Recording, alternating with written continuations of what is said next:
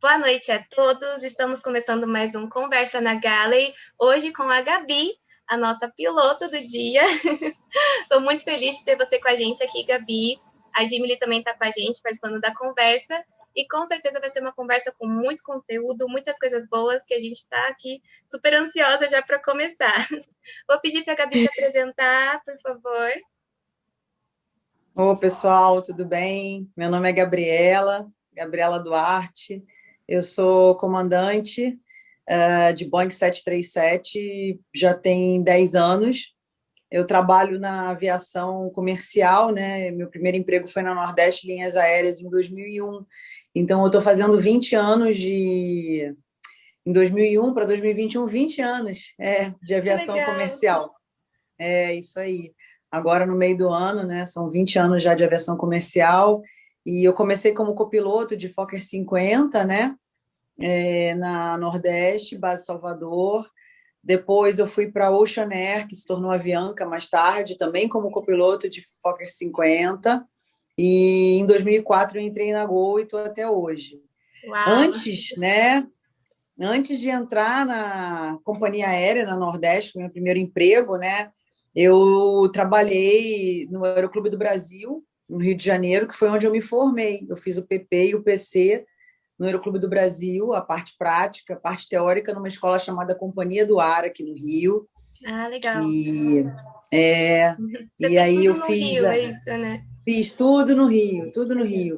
Fiz as horas de voo no Aeroclube do Brasil, depois me tornei instrutora no Aeroclube do Brasil, e fiquei lá dando instrução por quase 4 anos, até conseguir o meu primeiro emprego na aviação comercial, porque também na época era muito complicado, o táxi aéreo não aceitava, a mulher, a maioria não queria.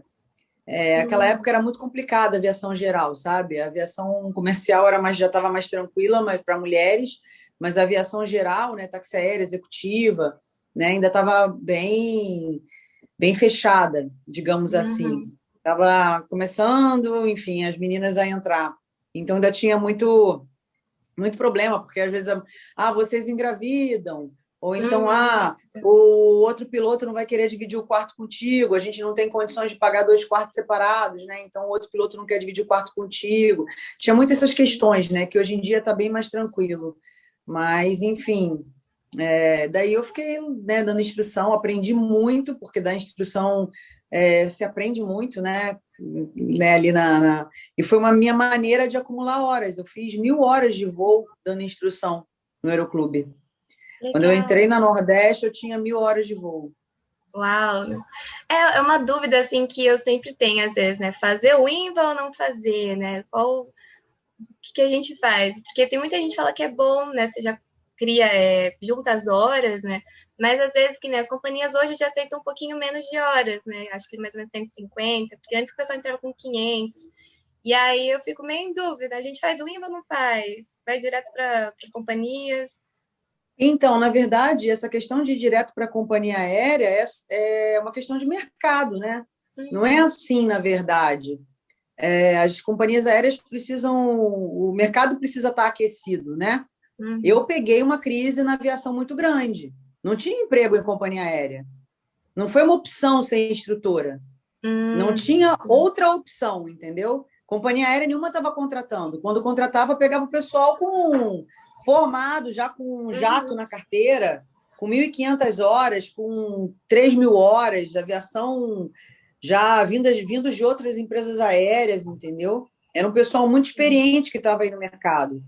E isso está acontecendo agora de novo, né? Se você for ver a Avianca com o fim da Avianca, tem um monte de gente no mercado aí com experiência. Então, não é uma questão de escolha, sabe? É uma questão do mercado estar sim. precisando. O mercado está aquecido, está precisando, vai contratar todo mundo. O Uhum, mercado não está aquecido, eles vão pegar e vão aumentar as exigências, entendeu? Existe a opção da seleção interna, né? Algumas empresas fazem, né? Você entra como funcionário de terra, como comissário, e aí você depois passa, né, para o voo, né? Ou como de comissário para piloto, ou pessoal, desculpa, de terra que vai para ser comissário ou para ser piloto, enfim. uhum, Mas nesses casos é exigido menos horas, mas na maioria das vezes uma seleção externa eles pedem, acho que, não sei quanto é que está agora, mas 250, 300 horas, né? Às vezes até mais. Então, eu acho uma boa opção da instrução, sim. É uma maneira de você acumular horas, acumular experiência, entendeu? Uhum. E acaba aprendendo junto, né, também. E é muita, assim, eu costumo dizer que é raro, é sorte demais você sair do aeroclube ou do escola de aviação com 150 horas e entrar numa companhia aérea. Você deu muita sorte na carreira, porque não é assim. Entendeu? Não é assim. As pessoas acham, dizem para mim, então, acho que eu vou fazer sim o curso de piloto, porque aí eu faço a faculdade, aí eu faço 150 horas e eu venho voar aqui. Eu fico olhando, dá vontade de falar, não é bem né? assim. Tipo, calma, vamos lá, vamos entender como é que funciona. Porque a aviação é cíclica, né? Tem épocas de alta, que está precisando de muita gente, que está crescendo, tem épocas de crise, como estamos vivendo agora, né? Entendeu? Então, isso eu acredito, eu gosto, eu acho muito legal você ou dar instrução, ou trabalhar na aviação geral, num táxi aéreo, ou lançando paraquedista, ou, enfim, numa, né, malote. Fazer, eu acho muito importante. Você ganha experiência, acumula hora de voos, e a hora que as horas de voo tu vai acumulando, e a hora que você estiver pronto, que a companhia ou que uma executiva de maior porte te chamar, você tem experiência, né? Você está pronto. Sim. Muito legal isso. Não me apresentei para o pessoal, então sejam todos bem-vindos à nossa conversa. Meu nome é Jimmy e vai ser um prazer também conversar aqui com a Gabi. Gabi, falando um pouquinho também como que surgiu esse sonho, né? Se você já tinha alguém na família, como que surgiu a aviação na sua vida? Na verdade, desde muito novinha, né? Eu gostava de aviões desde muito nova. Eu lembro do meu pai, assim, me contar que me levava no Galeão, no aeroporto do Galeão aqui do Rio, para ver os aviões, assim, na época no terraço panorâmico, né, do Galeão. Enfim, e desde muito nova. O primeiro avião que eu entrei na minha vida foi num voo para o Marrocos com a minha família, num 747. Mas eu não tive noção, né, do tamanho dele, porque eu embarque no Finger, já no Finger, então eu não tinha noção, né, do tamanho do 747. Lá dentro eu vi que era um avião grande e tal, mas eu não tive oportunidade de ir na cabine, nem nada. Na época, assim, eu era muito tímida, não tive aquela presença de espírito de ir lá tentar conversar com os aviadores, né? Também não falava inglês, eu tinha, sei lá, 8, 10 anos, eu não me lembro direito. Então, é complicado, assim, mas eu sempre gostei, desde muito nova. E o meu pai, quando eu decidi ser piloto, que eu falei assim, não vou, com 17 para 18 anos, mais ou menos, que eu cheguei para o meu pai e falei, pai, acho que eu estou pensando mesmo em ser piloto e tal. Eu comecei a voar com 20, né? E eu falei, acho que eu vou fazer mesmo, vou fazer a faculdade. Eu entrei para a faculdade de administração, faculdade pública, né, a UFRJ aqui no Rio, e o meu pai falou assim, bom, você nunca pagou colégio, não pagou faculdade nem nada, então, sempre público, né, vou pagar suas horas de voo. Ele usou ele usou ele falou assim, e as horas de voo era barato, era R$70 uma hora de voo na época. Uau, muito barato. Hoje, assim, a gente sofre para juntar o dinheiro, né? Nossa. Pois é. E na época meu pai, ele falou, você tá realizando meu sonho, porque meu pai viu a Segunda Guerra Mundial e ele queria ter sido piloto, mas ele não teve oportunidade, veio para o Brasil, imigrante e tal. E aí ele falou, eu não tive oportunidade, né? E você está realizando meu sonho. E ele nunca falou sobre isso para mim. Eu não sabia que meu pai queria ser piloto. E acabou que eu realizei o sonho dele. Ele ficou bem feliz, assim. Tiveram vários momentos assim na minha carreira, na época das horas de voo também, que ele ia lá comigo no aeroclube e voava comigo, sabe? Eu no aerobueiro lá pousando e ele batendo palmas, todo feliz. Com os meus esposos, era meu passageiro VIP, meu pai. Gente, que delícia. Meu pai falou assim, eu nunca vou entrar no avião com você. Eu falei, obrigada, pai. Ai, mas graças a Deus também ele é uma pessoa incrível, assim, ele meio que fica de lado, mas apoia, né? Que ele apoia de lado. Muito legal. Não, eu tive muita força. Meu pai realmente me deu muita força. Meu pai e minha mãe, né? Claro, os dois. Quando eu peguei uma crise muito grande, eu levei muito tempo, então tinha muita cobrança das pessoas que estavam em volta, né? Pô, como assim essa galera formada numa universidade federal, cheio de concurso público aí, de emprego para tudo que é lado, e ela num estágios que tinha na época da faculdade até mesmo, e ela ir se dedicando a isso, está trabalhando, mas pagando para trabalhar, né? Porque na verdade quando eu era instrutora, eu pagava para trabalhar mesmo, né? Era na verdade o que eu estava economizando de hora de voo, né? Era ganhando experiência sem ter que pagar pela hora. Mas eu realmente não ganhava um salário que desse, eu pagava para trabalhar. E aí as pessoas assim em volta, né, tinha sempre essa crítica. E o meu pai e a minha mãe sempre muito do meu lado, sempre tiveram muito do meu lado. Quando eu desacreditava, quando eu achava que eu não ia conseguir, que não ia dar certo, vários momentos na minha vida eu pensei em, olha, meu Deus, será que eu vou desistir? Será que eu paro? Será que é uma loucura isso aqui? Eu não vou conseguir, tá tão difícil o mercado, né?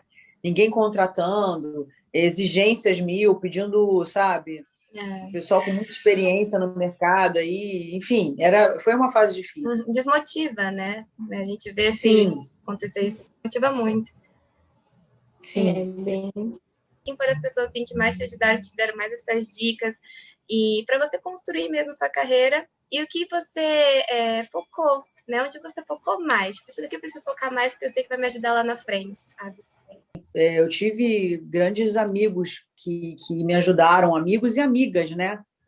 Duas aviadoras que me ajudaram muito, que são as primeiras mulheres da Varig, né? Que é a Kalina e a Marina, a Kalina Cox e a Marina Deluque, que foram assim grande ajuda, desculpa, de grande ajuda para mim, que levaram meu currículo. Na época, o marido da Kalina, na época, né? Que ela era casada, ele me ajudou também muito. E essa ajuda foi muito importante para mim, sabe? Mas assim, eu foquei muito no estudo, eu tinha que fazer a minha parte. Isso não era assim, como se fala, um pistolão, né? Eram pessoas que, na verdade, eu consegui entrar porque eu fui bem colocada na prova. Eu me lembro que, quando anunciaram essa prova, a gente teve aí um tempo para estudar. Eu me lembro assim que acho que eu fiquei uns 8 meses estudando, né? Todos os dias, estudando muito, me preparando para essa prova. Eu não podia perder essa oportunidade, eu não podia perder essa chance. Então, a gente estudou, não só eu, vários colegas na época no Aeroclube, todo mundo estudou muito para ficar bem colocado, né? Porque não adiantava nada. Não só eu, como outros colegas também, a gente estudou muito, todo mundo se preparou bastante para, sabe, tirar a melhor nota possível. Isso é a nossa parte, é o que você tem que fazer, sabe? Vai ter uma seleção, é estudar, se colocar bem na prova, em inglês, entendeu? Sabe, estudar, tá bem preparado. Hoje em dia já se exige o ICAO, né? Na minha época não existia. É isso que eu ia Né? perguntar Então, agora, né? Como que era esse inglês da época, assim? era uma prova de inglês que você fazia, uma entrevista. Ah, sim. Você já fazia uma entrevista. Ah, Era uma entrevista de inglês. Aí você chegava lá e fazia uma entrevista. Entendeu? Muito, muito legal. E como foi a sua experiência quando você conseguiu seu primeiro emprego na aviação? Como que foi receber essa notícia? Que você tinha conseguido alcançar esse sonho? Como que foi também a sua promoção para comandante depois? Como que foi essa experiência? Como que foi receber essa notícia? Eu costumo dizer que, assim, na carreira de um aviador, eu tive primeiro o voo solo, né? O voo solo foi uma conquista, assim, um divisor de águas, né? Você pega o avião, tem responsabilidade pelo avião, pela máquina, você está sozinho ali a bordo e faz seu voo, enfim. Opa, agora eu me sinto um aviador de verdade, né? Uma aviadora. Para mim foi um primeiro momento assim muito importante. Quando eu entrei na Nordeste, foi a realização, né? Deu aquele ufa, consegui, né? Tipo, tantos anos aí de batalha, sem saber se eu ia conseguir ou não, né? Se pensar, eu comecei a voar em 96, Em 95 eu comecei a fazer o curso teórico, em 96 eu comecei a voar. Em 2001 eu entrei na minha primeira empresa aérea, né? Então, esses anos todos aí na dúvida, com cobranças, sem saber se eu ia conseguir ou não, com gente falando que eu devia aproveitar que eu era, né, formada em administração por uma boa universidade, fazer um concurso público, aquela coisa toda. Então foi meio que um ufa, né? Consegui. E aí o seu primeiro contra-cheque, o seu primeiro salário, você fala, nossa, que alegria, né? Finalmente cheguei, aquela sensação de realização, Sim. né? E depois, óbvio, a promoção para comandante também é similar ao voo solo, né? Você fala assim, bom, agora eu estou assumindo a responsabilidade aqui por uma... Não que todos não tenham, todos a bordo têm responsabilidade, né? A gente na aviação, só que o comandante é a liderança, né? Então, na verdade, tudo recai sobre você e, em última instância, vai tudo cair em você, né? Então, esse peso é um peso similar ao do primeiro voo solo, né? Você fala, bom, agora a responsa está toda comigo novamente, Sim. né?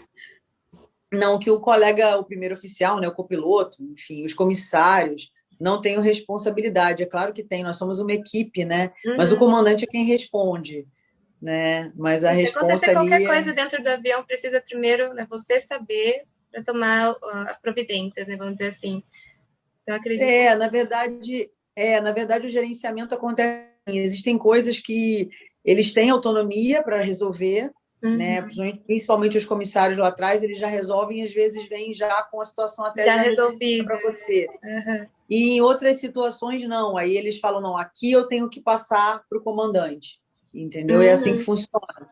E aí, nesse caso, eles vão e transmitem para a gente e a gente resolve, ou às vezes você resolve em acordo com eles, né? Mas e aí, o que vocês acham? Vocês que estão ali atrás, qual que é a situação? O que vocês acham que a gente tem que fazer? Sim. E tudo é um acordo ali, resolvido assim, de comum acordo. Agora, existem... Perdão. Agora, existem, por exemplo, decisões que são autocráticas. Numa pane, por exemplo. Numa pane, parte de mim, né? Um comando de evacuação da aeronave, né? Se a aeronave não se partiu, por exemplo, pousou e se partiu ali, né? Quebrou a fuselagem, é óbvio, tem fumaça, eles vão iniciar uma evacuação. Mas quando não é assim evidente, que é como é o caso, nessas situações são evacuações evidentes, isso é um exemplo, tá? Sou eu que comando.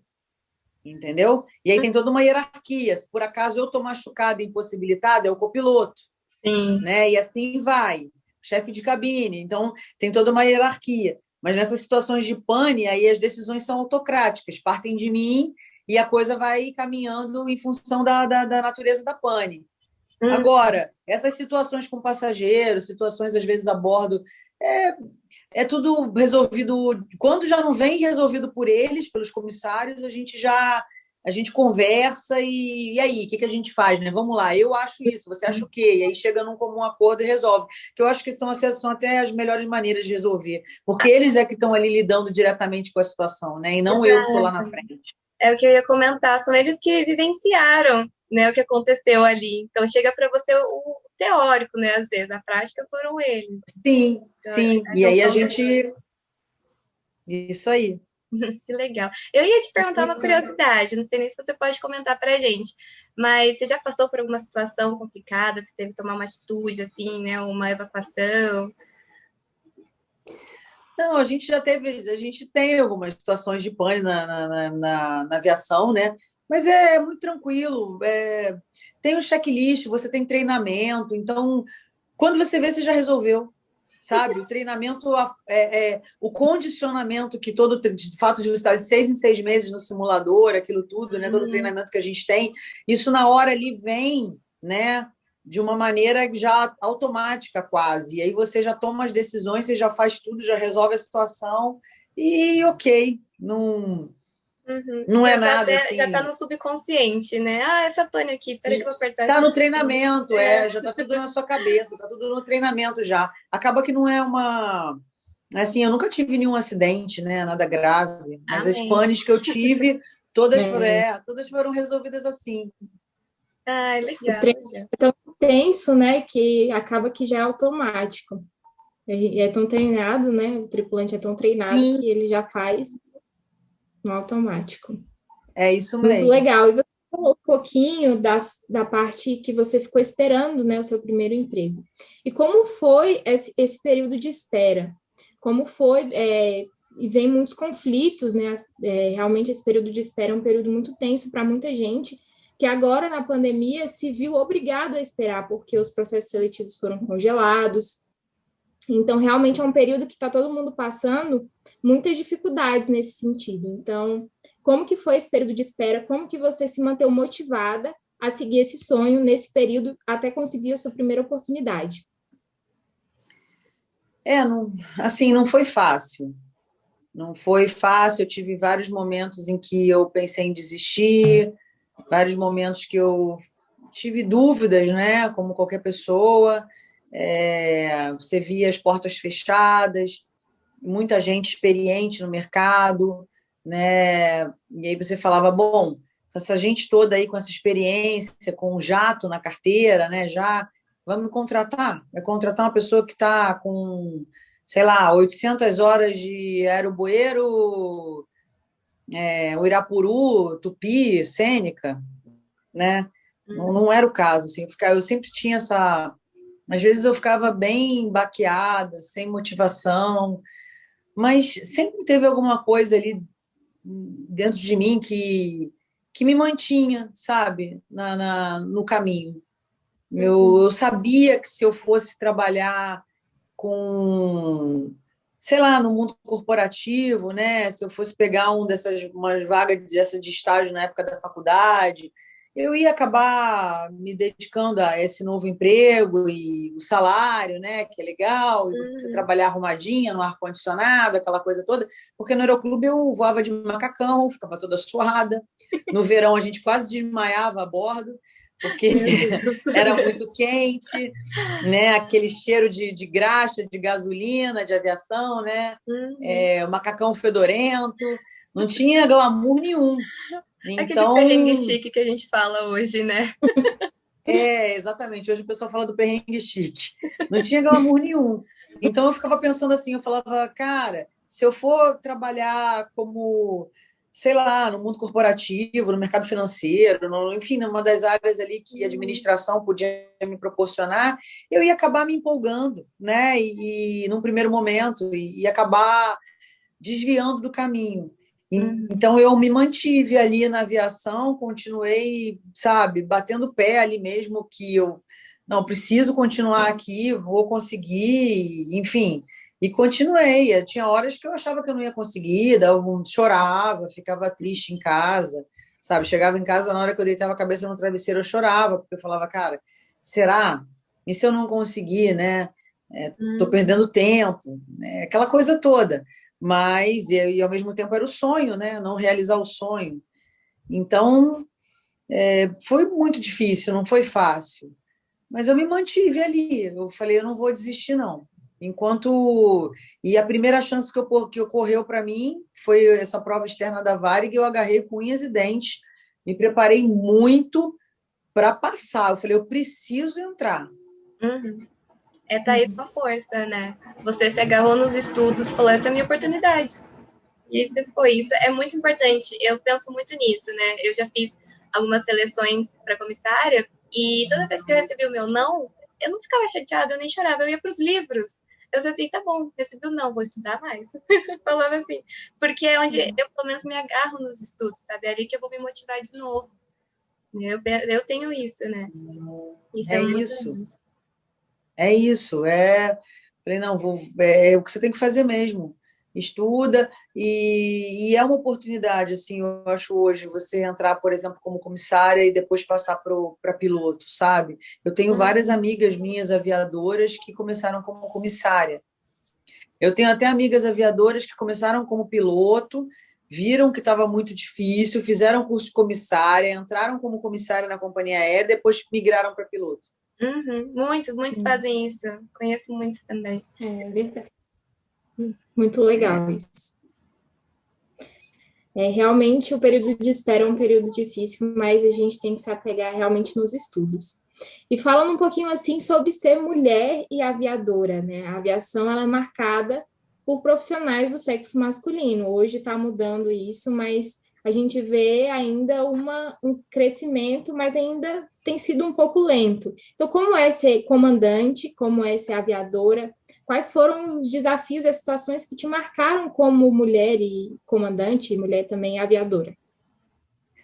Olha, no início, eu peguei assim, eu não sou pioneira, né? As pioneiras, como eu falei aí, que são a minha referência, não tinha internet na minha época, era revista e jornal. As 4 pioneiras que as mulheres que eu via, né, que são as 2 primeiras da VASP e as 2 primeiras da Varig. Como eu falei, a Kaline e a Marina na Varig, a Arlete e a Carla Hommler na VASP. Essas 4 mulheres eram as referências que eu tinha. Eu achava que não tinha muita mulher na aviação. Eu até não comecei logo, porque eu queria ser piloto, mas eu achava que era muito difícil para uma mulher, na minha época. E já não era. Na minha época já estava aberta a companhia aérea, já tinha bastante. Só que como a gente não tinha o acesso que se tem hoje em dia, eu achava que não. O que acontece? Quando eu fui fazer o curso teórico, na verdade, o curso teórico, olha que coincidência, a irmã da minha mãe, minha tia, se casou. O marido dela, ele foi despachante de voo, né? Despachante operacional de voo, DOV, né? Que fala, na Varig. E depois ele acabou abrindo essa escola, a Companhia do Ar, na época. Hoje ele não está mais com a Companhia do Ar, mas assim, ele abriu a escola na época. E foi ele, quando ele casou com a minha madrinha e tal, que minha tia, né? Que ele começou a ter contato com a família, eu contei da aviação, do meu sonho. Ele falou, nossa, não tem nada que te impeça.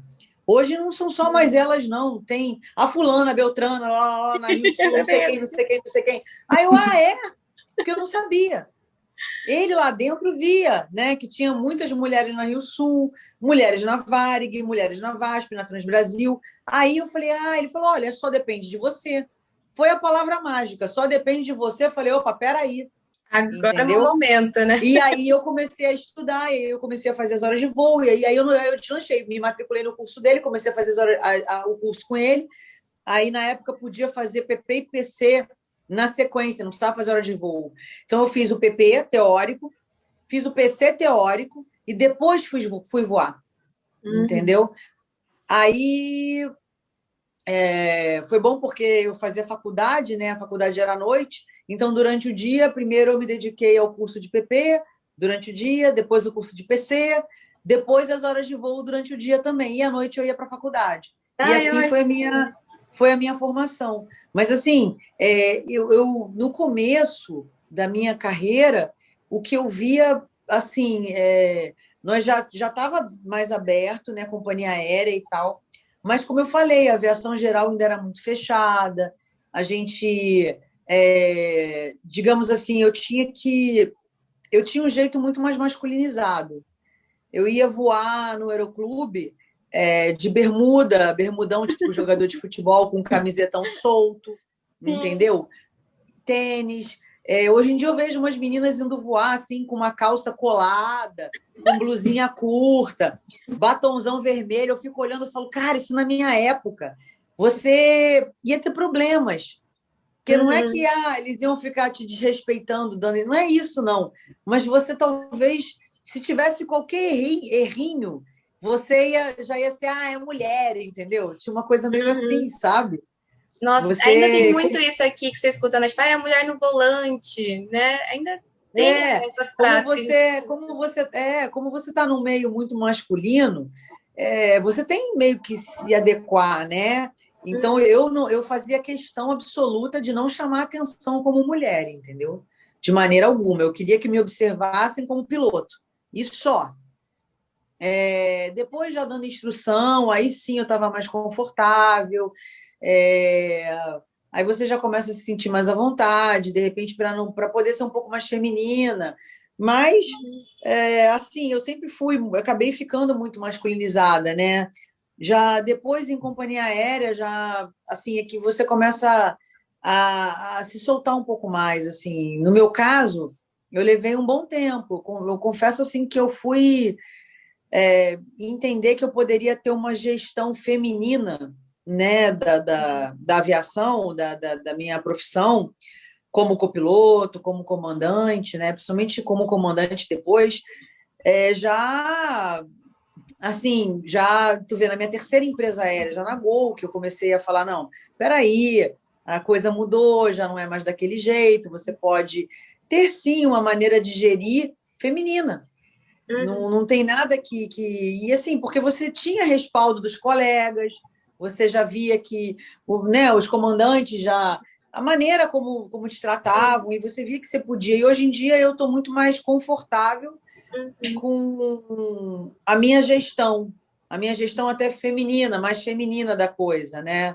Eu não preciso ser um general, entendeu? Para ter postura ou para ser respeitada. Eu consigo ser respeitada pela minha maneira de liderar, né? E não impondo medo, né? Não é isso que é liderança. Liderança é você fazer as pessoas te respeitarem, te ouvirem, né? E na hora do vamos ver, que dá uma situação, uma confusão, né? Todo mundo se une, né? Com proatividade para resolver a situação.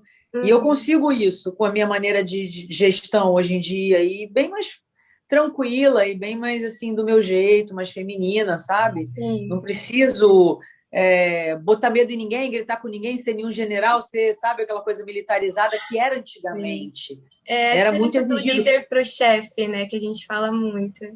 E não só das mulheres, não, viu? Homens também se sentiam assim. Não é uma coisa que eu estou falando de levantar bandeira de feminismo, não é nada disso, não. Era uma postura que era cobrada de todos nós, né? Homens e mulheres, que você fosse aquela coisa rígida, e sabe? E não é. E não é. E aí você começa a ver. Assim, eu, como copiloto, comecei a ver comandantes, homens até, com atitudes que eu olhava e falava: olha que legal, olha como é que ele resolveu essa situação, poxa, que bacana, ele trouxe todo mundo aqui para ele, né?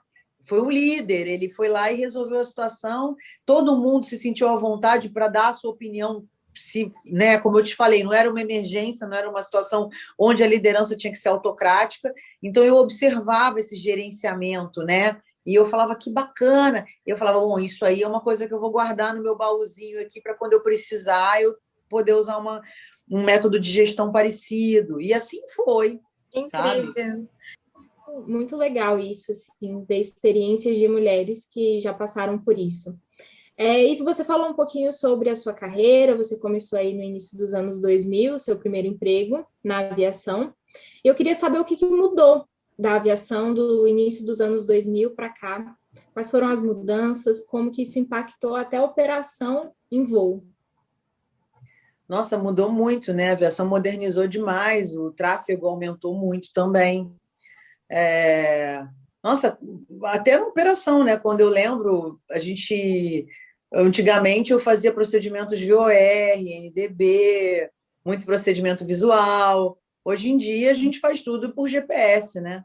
A navegação é toda orientada, tudo BRNAV, GNSS, os Baro-Vineve, né? Os RNPAR lá no Santos Dumont, né? Então eu tive a oportunidade de, por exemplo, no Santos Dumont, pegar desde as aproximações em que mesclavam VORs e NDBs para aproximação, e você tinha que descer para uma MDA, né, e se manter ali nivelado, avistou, não avistou, o Santos Dumont remete, né? E até hoje em dia um procedimento que faz tudo sozinho e me deixa a 300 pés, né? Se está um tempo ruim lá no Dumont, teto baixo, você consegue, se tiver, sei lá, 350 pés de teto, eu vou avistar, porque o procedimento desce até 303, se eu não me engano, uma coisa assim.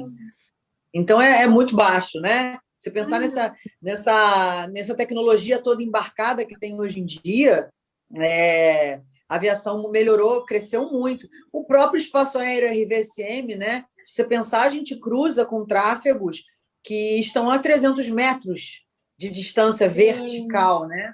1.000 pés de separação. São 300 metros, né? Então, é incrível. E isso eu estou falando de Brasil, que tem tráfego, mas não tem um tráfego que nem nos Estados Unidos, que nem na Europa, né? Sabe? Então, você vê a terminal de São Paulo, a terminal do Rio, Brasília, aproximações simultâneas e paralelas. É muito legal. Você vem em Brasília, você está aproximando para 11 ou para 29, você de um lado, o cara do outro lá, chegando junto. E aí, paralelos e 10. É muito legal isso. Gente, Isso sensacional. não era comum, isso não tinha. Eu vi a construção da segunda pista de Brasília, né? Incrível. Vários lugares, né? Assim, então você. E eu nem sou tão antiga assim. Tem uma galera aí que viu, né, várias duplicações aí de aeroporto. Né? A gente brinca que a gente vai ficando velho na aviação quando você vai vendo os números das cabeceiras mudarem, né? Tipo, o Galeão era 0927, é 1028, esse caramba. Porto Alegre era 1028, tá 1129. Aí você fala, tô ficando velha. Caramba, que legal saber disso, né? Né? A declinação magnética, né, vai mudando e aí você vai... As cabeceiras vão mudando, com o passar dos anos, elas vão mudando, 1 grau. Aí, ai, meu Deus, ela não é mais 10, agora ela é 11. Aí tô velha. Uma perguntinha aqui que a gente colocou é: quais são os seus desafios na sua rotina? Desafio? Cara, eu acho que, primeiro, você na aviação ali, tem que tomar conta de tudo, né? Gerir ali você, né? A sua questão, como eu estou de saúde, estou cansada, não estou cansada, me alimentei, não me alimentei, como é que está a regulamentação de todos os integrantes da tripulação, né? Não só a minha, estou falando da condição ali do homem, né? A máquina, que você tem que também cuidar, né? Saber ter não só um conhecimento um conhecimento profundo da aeronave, mas também gerenciar ali situações de que às vezes existem panes que são despacháveis, né? O avião sai com uma pane que é pequena, é um item que a gente chama de item mel, né? E aí isso já é lei, enfim, é previsto. Você tem ali panes que você não pode decolar, não pode sair com o avião naquela situação. E existem panes que são muito simples, às vezes uma luz que está queimada na galley, entendeu? Ou uma luz de passageiro que não apaga, entendeu? Isso tudo está ali esse tipo de coisa você tem que gerenciar, né? Desde essas mais simples até uma situação um pouco, às vezes, sei lá, um rádio tá com alguma coisa que está intermitente ali, e você, né, a manutenção faz uma liberação. Exemplos, tá? E às vezes essa parte dessa questão da máquina, e óbvio, né, o meio ambiente, né? Você tem a meteorologia para administrar, né? Você já decola pensando como está o destino, como estão os alternados, né? O meu destino está complicado, está chovendo, tem teto baixo, a meteorologia não está legal. Na hora do pouso vai ter uma janela ali de bom tempo, ou não, né? Você já vai preparado, você põe mais combustível. Como é que estão os meus alternados? Né? No próprio voo em si, você se preocupa com desvios, você se preocupa com turbulência de céu claro, você é pego de surpresa por uma turbulência de céu claro. Então, tem essa questão toda é muito importante, né? Isso faz parte do teu trabalho. Mas você já acaba fazendo isso de uma forma, não vou dizer que é automática, mas fica mais suave, porque já faz parte da sua rotina, do seu cotidiano. A gente, o aviador, o comissário também, nós somos criaturas esquisitas, porque a gente está sempre pensando lá na frente, né? Sim, a gente não consegue aquela coisa de vamos viver o presente. Que viver o presente? Eu tenho que pensar lá na frente, senão o avião engole a gente. Mas eu falo muito isso, porque eu sou uma pessoa que sai de casa pensando em tudo que pode acontecer comigo na rua. E as pessoas falam, você é maluca? Eu falei, gente, eu já estou me treinando aqui. Mas é assim, a aviação faz isso com a gente. Você está sempre pensando... Uma vez eu ouvi de um comandante, isso, né, vários pilotos falam na aviação, que todo pouso é uma arremetida mal sucedida. Entendeu? Então, se eu vou pensar, é bem isso, né? Você vem preparado para pousar, você vem preparado para arremeter. Se eu arremeter, o que eu faço? Faz parte do briefing, né? Você faz um briefing da arremetida, da mecânica de manobra da arremetida e do procedimento, da navegação, do que você vai ter que fazer se você arremeter. Você vai para onde? Você vai subir para onde? Para quantos pés? Né? Tem toda uma questão. E aí tem outra questão. Pô, se eu tomar um monomotor durante a arremetida? E se eu arremeter porque eu tive uma pane que não dá para pousar? Então, isso tudo está ali, né? É claro que você não vira um louco, né? Que fica o tempo todo pensando na frente, mas você tem que ter essa noção de estar à frente do avião. Pelo menos preparado ali, porque acontece alguma coisa, né? Dá o start no processo do que tem que ser feito. Sim, é melhor estar preparado para qualquer situação, né? A aviação ela funciona. E, infelizmente, existem situações que te pegam de surpresa e você pode morrer, isso faz parte. Eu estava pensando agora no Bird Strike, por exemplo. Gente, eu fico muito chateada, porque, querendo ou não, são pássaros, né? Que estão lá. Nem fala. Então, é bem triste, né? E é uma situação que triste. pode realmente gerar um acidente muito feio, né? Olha o Hudson aí, né? Olha a situação do Sully, né? No Rio Hudson. A gente... Eu também não gosto de quando tem bird strike, assim. Você às vezes pega na asa, às vezes pega na fuselagem, sabe? Um passarinho, às vezes, pequeno, né? Eu tive, quando copiloto, uma ingestão de uma fragata, né? Veio aquele cheiro de peixe imediatamente para dentro do avião, mas eu não sei como, a gente já estava vindo para pouso a 500 pés, mais ou menos, no Santos Dumont.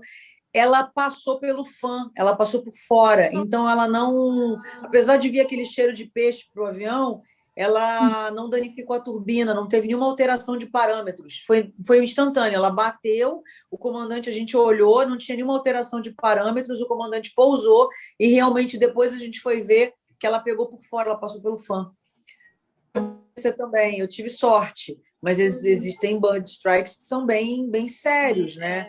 Então, o perigo aviário é uma questão muito séria no mundo inteiro, né? No mundo inteiro. E é a natureza, não tem o que fazer. Quer dizer, tem, né? A gente pode criar mecanismos para espantar, alertar os aviadores, né? Aos horários de maior incidência de pássaros, esse tipo de coisa. Mas eu também fico com dó, viu, quando pego passarinho. Tadinho. Bem interessante, né? Uma curiosidade, uma vez em Porto Alegre, já, na verdade, uma não, foram 2 vezes. Uma vez por um pássaro, por patos, eu parei o táxi porque tinha uma ninhada. Era a pata-mãe com os filhotinhos atravessando a taxiway em Porto Alegre. Aí eu parei o táxi, fiquei esperando eles atravessarem, e quando eles atravessaram para o outro lado, a gente continuou o táxi. E uma vez uma tartaruga. Oh, meu Deus! Uma vez eu livrei a pista em Porto Alegre, uma tartaruga também na taxiway, logo no fim da curva. Eu parei, tartaruga, né? Imagina como ela foi rápida, né? Aí eu fiquei esperando, aí eu falei, bom, tá demorando, eu fiz um speech para os passageiros, expliquei a situação, porque aonde ela estava também, assim, não é só dó do bicho, é óbvio que eu tenho respeito pelos animais, mas não é só isso. Dependendo de como eu passasse ali, ela poderia entrar na turbina. Né? Poderia ser ingerida pela turbina. Então eu falei, vou esperar, ela passou, não deu 1 minuto, vai, de espera. E aí ela saiu e eu consegui desviar e taxiar o avião. E os patos foram mais rápidos, mas acontece muito. Ai, gente, bonitinha, né? Vida animal. Foi uma cena bonitinha. Eu falo Pena que não tinha como filmar, uma pena, mas foi bacana ver aqueles patinhos passando assim na taxiway. Que legal. Momento que havia. Eu vi que Não, e é legal porque o exemplo da tartaruga, os passageiros viram. Quem estava sentado à esquerda da aeronave viu. E aí vários passageiros vieram falar comigo, ai, que bom, eu estava vendo a tartaruga saindo lá da pista, ainda bem que eles falam, não sabem que é uma taxiway, né? Da pista. Eu falei, e tal. Ele falou, ainda bem que você não, nossa, não atropela, jamais. Eu falei, não, senhor, não vou atropelar, não. Nem pode. É muito legal. Eu vi, você falou um pouquinho também na sua descrição que você tem vários hobbies, né? E eu achei muito legal os seus hobbies, muito interessante. E eu queria saber como que você faz para conciliar a escala com a prática dos hobbies, como que funciona essa parte de escala aí para você? Então, a gente, final do mês, né, faltando alguns dias para o fim do mês, você recebe sua escala do mês inteiro, né, subsequente. E aí, a partir dali, eu me programo. Eu me programo para fazer minhas coisas, para É o banco, é o médico, é o hobby que eu quero fazer, né? Como é que eu vou fazer minhas atividades físicas? Eu também gosto de praticar atividade física, né? Para manter a minha saúde, para aguentar o tipo, tive Covid, foi feio o meu Uhum. Covid. Eu não fui Menina. internada, mas assim, hoje eu olho para trás e falo assim, ainda bem que eu pratico atividade física, porque eu acho que se eu não tivesse, eu teria sido internada, teria sido um pouco pior, entendeu? Os médicos falam isso para mim, porque foi bem agressivo. O vírus comigo fez um estrago. Mas assim, ele Nossa. falou assim, porque eu não tratei, né? Não iniciei o tratamento logo, eu não tinha sintomas, não é Covid, não é Covid, não é Covid. Nessa brincadeira passaram-se 5 dias. E aí o vírus Uau. pegou força em mim. Enfim, mas assim, eu procuro, quando eu olho a escala, eu já me programo do que eu vou fazer, né? De tudo, da vida. Hum. E não é complicado, assim, você consegue, mesmo quando. Agora a gente está super tranquilo, entre aspas, né? De uma maneira ruim, mas tranquilos, porque não tão, os voos diminuíram muito, né? Então eu tenho bastante tempo, mas antigamente, mesmo quando a aviação estava em ritmo normal, que a gente voava aí 70, 75 horas por mês, até 80, eu conseguia me ajustar, eu conseguia fazer minhas coisas, entendeu? Concilia. Você aprende. Uma coisa que eu conversei com uma colega há um tempo atrás, que ela é mãe, né, de 2 crianças, a gente estava falando sobre qualidade, né, e não quantidade de tempo. E às vezes você, né, a qualidade, é como você aproveita. Então, como eu aproveito o meu tempo com a minha família também, eu não tenho filhos, mas no caso dela, né, como ela aproveita com os filhos, como eu aproveito com minha família, minha mãe, meu pai já faleceu, mas a minha mãe que está viva, né, a minha família, minha irmã, minha sobrinha, como você faz para gerenciar isso tudo? E o importante é a qualidade, né? É, enfim, de tempo. E ela consegue. Ela estava me contando que ela administra também nesse sentido. Às vezes ela pega os filhos dela indo dormir, às vezes ela pega os filhos dela de manhã cedo, às vezes ela consegue pegar várias fases, entendeu? Não é, às vezes, aquela coisa de só chega à noite do trabalho, né? De quem trabalha de segunda a sexta. Ela Uhum. consegue pegar várias fases da criança durante o dia. E eu também faço a mesma coisa, eu consigo, né, organizar minha vida assim. Dá para fazer tudo. Legal. Esses dias É eu só até vi querer, né? no Instagram de uma piloto da Gol também. Não sei se é a mesma que você tá falando, mas ela realmente comentou sobre isso, dela sempre acompanhar todas as fases dos filhos, porque ela tem realmente todo o tempo, né? Isso é bem legal. É, exatamente. Você. A gente fica cansado, poxa, claro, você chega de voo cansado e tal, mas aí você organiza, né? Administra a sua vida de modo que você consiga fazer as coisas, e, enfim, normal. Eu nunca gostei de rotina. Eu acho que eu estou no caminho certo, que eu estou na profissão correta quando eu penso sobre isso. Eu não gosto de rotina, eu não me vejo trabalhando de segunda a sexta, sabe? Daquela coisa de 8 às 5, tendo sábado, domingo, feriado. Eu não me vejo nisso. Eu gosto da minha vida do jeito que é, não ter rotina. Trabalhar em tudo que é horário. Óbvio que levantar 2 horas da manhã, 3 horas da manhã para trabalhar não é legal. Você está no melhor do seu sono, você levanta e vai trabalhar. É. Mas quando eu olho para toda essa parte de eu não ter rotina, eu gosto. Eu acho que isso é um bônus da minha profissão. Outro bônus que eu gosto na aviação é o seguinte: quando eu fiz administração, eu reparei que o mundo corporativo tem muita competição, né? Você bater metas, derrubar o seu colega, né? Para você ser promovido, você tem que passar por alguém, né? Na aviação isso não existe. Por exemplo, quando eu fui promovida a comandante, chegou a minha vez. O que eu tive que fazer? Estudar pra caramba, me preparar, estar apta, entendeu? Com conhecimento, psicologicamente também, né, para o gerenciamento todo acontecer, para ser uma comandante. Eu fui para o simulador, eu e mais um outro piloto. Eu não tive que competir com esse piloto para ser promovida. Não dependia de eu passar derrubando ele. Não, entendeu? A única competição é comigo. Sou eu que tenho que estar apta. Sim. Não tem essa. Isso eu gosto muito na aviação também, sabe? E fora lidar com a máquina, né? A pilotagem. Eu adoro lidar com máquinas, né? Então, são os 3 bônus, assim, que eu digo, grandes bônus que a aviação me trouxe. Paisagens lindas que você vê, né? O céu, eu adoro o céu, adoro tirar foto do céu, fico encantada. Às vezes eu faço bota a câmera ali, deixo ela gravando enquanto eu estou trabalhando e vejo uns vídeos depois eu falo, nossa, eu filmei isso aqui, né? Você nem dá conta, é lindo. Mas assim, qual que é o ônus? O ônus é você ter que levantar de repente 2 da manhã para trabalhar, você às vezes você não tem aqueles períodos de Natal, ou Ano Novo, ou algum feriado importante, você tem que se programar com antecedência. Se algum colega fala para você, vamos nos ver, vou fazer uma festa agora semana que vem. Pô, peraí, não é assim. Tem que me avisar com mais de 1 mês de antecedência para eu poder pedir a folga, entendeu? É por aí. Mas é muito legal. Eu assim, entre ônus e bônus, eu continuo que eu acho que, para mim, o bônus tá maior ainda, sabe? Eu gosto muito. Com certeza. Super te entendo. Eu tenho um trabalho também, um freelance que eu faço, que às vezes eu tenho que levantar 3, 4 horas da manhã para ir para a agência, né? Que é uma monitoria de viagens. E às vezes a gente vai 4 horas da manhã para o aeroporto e fica o dia inteiro trabalhando para ser nosso voo, tipo, sei lá, 6 da tarde, sabe? A gente fica lá fazendo os embarques, ajudando o pessoal. E, gente, o prazer de estar ali, tipo, eu acordei cedo, tô cansada, mas só de ver o sorriso da galera embarcando, sabe? É uma delícia, incrível. Vale muito a pena. Vale sim, vale sim. É muito bom. Sim. Bom, acho que a gente já pode ir encerrando. Vou perguntar para a Admili se ela tem mais alguma dúvida, alguma coisa.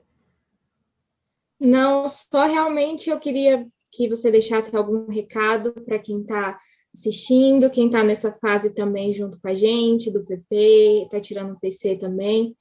E também resumir um pouco do que foi todos esses anos de aviação para você. Uma frase assim que resuma o que é a aviação para você e toda a sua experiência nesse setor. Então é isso e já deixo aqui a minha gratidão por você estar participando e por dispor o seu tempo.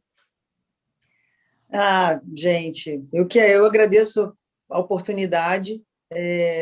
Para mim é sempre um prazer, uma alegria poder passar a minha experiência, o que aconteceu comigo, que às vezes é uma história de outra pessoa que vai te ajudar, que você vai buscar alguma coisa que vai te motivar naquele momento difícil, de dúvida, que você fala, não sei o que eu vou fazer, se eu consigo, se eu não consigo, será que vai dar certo?